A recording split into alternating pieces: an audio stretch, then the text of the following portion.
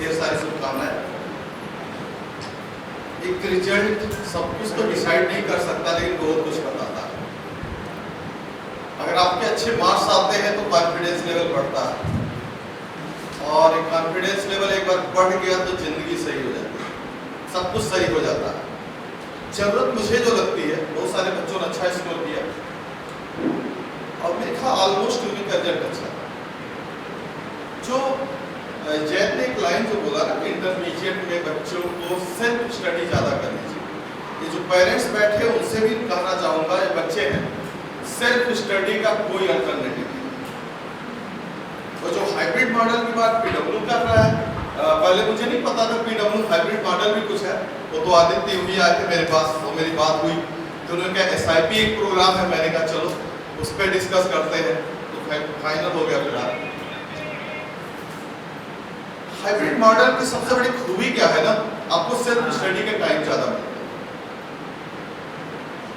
आप सोच के देखिए, स्कूल से जाने के बाद स्कूलिंग 6 घंटे की होती है, 6 घंटे की नॉर्मल स्कूलिंग होती है, 1-2 घंटे आने जाने खर्च हो जाते बच्चे, 7-8 घंटे निकल गए, 6 घंटा कम से कम सोने का चाहिए ही चाहिए। अब कैलकुलेट करिए, बच्चों की चीज बहुत समझाता, बच्चे कैलकुलेशन समझ नहीं पाते, 14-15 घंटे यूं ही निकल गए। फिर जो रिमेनिंग 8-9 घंटे बचे, 1-2 घंटे तो नहाने धोने खाने पीने में भी खर्च हो जाता होगा, बचे 6 से 7 घंटे।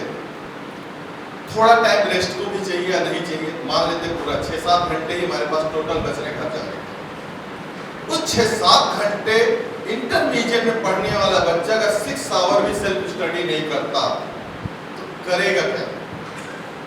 फिर आप जो सपने देखते हो मैं 90s में पाऊंगा, अब तो बोर्ड बड़ा लिबरल हो गया, आपके परसेंटेज आ रहे हैं। कुछ साल पहले होते तो 90s के सपने देखना भी बड़ी बात, पाना तो दूर की बात। अब आप सोचो, उस 6-7 घंटे में हमने 2 कोचिंग ज्वाइन कर लिया, मिनिमम 3 to 4 आवर। जो बच्चे किए होंगे या कर रहे होंगे पता होगा, हमारे पास बच रहे 2 से 3 घंटे। आप कोई इलेक्ट्रॉनिक डिवाइस पर स्विच ऑन किया, आप तुरंत पढ़ने बैठ गए, मूड की बात भी होती ना, हमेशा पढ़ने का मन भी नहीं करता।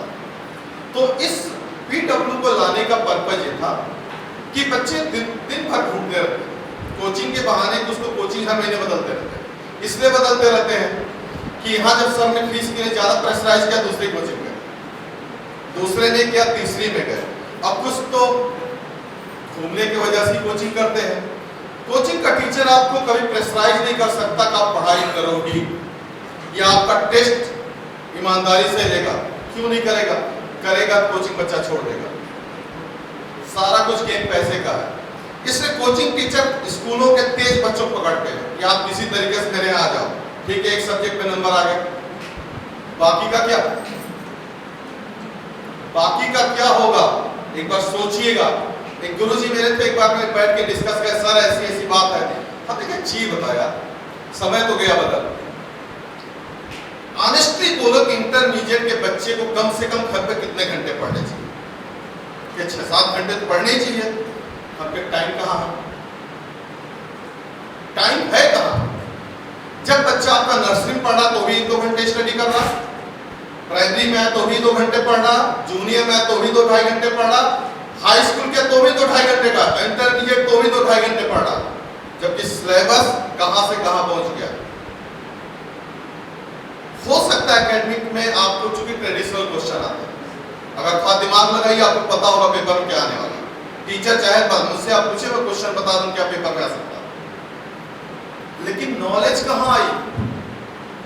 और एकेडमिक नंबर लाके आप कंपटीशन बीट करना, ये तो भूल जाओ, इतना भी आसान नहीं हो। तो मैं भी अपने कॉलेज का टॉपर हुआ करता था, औकात पता चली जब इलाहाबाद गया। अभी आप खुश फहमी में मत रहो कि 90s वाले बहुत खुश ना रहो कि कमाल कर चुके हैं, ऐसा बिल्कुल भी नहीं है, आसान नहीं होती। अब पेरेंट्स लगता है कोचिंग वाले सर तो बड़े अच्छे से बात कर रहे हैं, क्या करा दें? करवा दो। अगर आपको प्रॉब्लम है स्कूल में कांटेक्ट कीजिए, हम सर सबसे अच्छा ईमानदारी तो आप किया क्या? हमारे यहाँ फिजिक्स के 2 बैच चलते हैं, 2 केमिस्ट्री चलते हैं, 2 मैथ्स के चलते हैं, 2 बायो चलते हैं, ठीक है ना, 2 पीरियड 2 टीचर। 2 टॉपिक पढ़ाया, तीसरा कोचिंग में पढ़ लिया।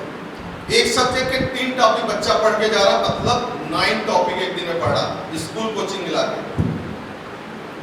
40 मिनट के 9 पीरियड, कम से कम इतना रिवीजन पर तो चाहिए ही है किसके पास।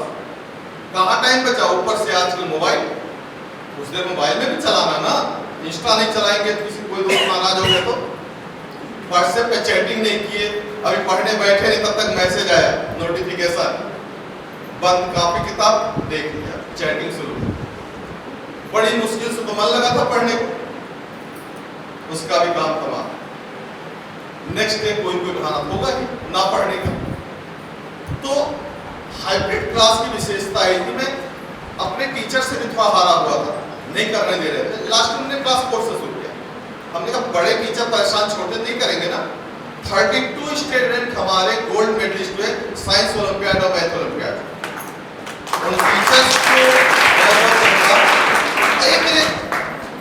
जिन्हें आप हमारे प्राइमरी में टीचर पीजी हैं, पोस्ट ग्रेजुएट टीचर में प्राइमरी नर्सरी में भी है और बड़े क्लास। एक चीज मैं बताना चाहूँगा, बहुत सारे स्कूल में मैं गया हूँ, मतलब मैं जितने रीजन को देखता हूँ उस रीजन में मैंने जितने स्कूल विजिट किया उसमें अप्रोक्सीमेटली 60% स्कूल के बच्चों को ओलंपियाड क्या होता है पता ही नहीं।